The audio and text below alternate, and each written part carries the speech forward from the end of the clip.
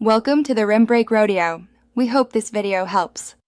You'll begin by validating access and beginning immediate fixes. First, log in with your FTP client and confirm the server address, username, and port. This rules out simple connection issues.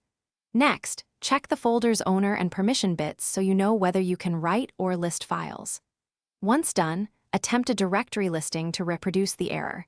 This confirms whether the problem is connection level, authentication, or permission-related, and prepares you for the next corrective steps. You'll now make the crucial adjustments that usually fix folder errors. Use chmod to set permissions and chown to correct ownership so the FTP user can access the folder. Explain why write and execute bits matter for directory access. Then verify the server's root and path mappings and switch passive mode if transfers fail. Also inspect firewall rules and SE Linux or AppArmor denials.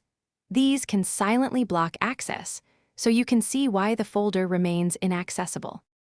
Finish by restarting the FTP service and retesting all operations: upload, download, and directory listing. Make sure to clear client caches and use verbose logging to capture exact server responses. This explains how the server is handling your requests. If the problem persists, collect server logs and compare timestamps to spot recent failures.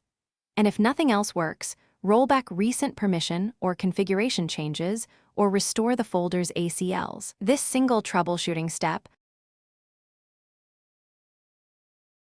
Thanks for watching. Consider subscribing if we helped you.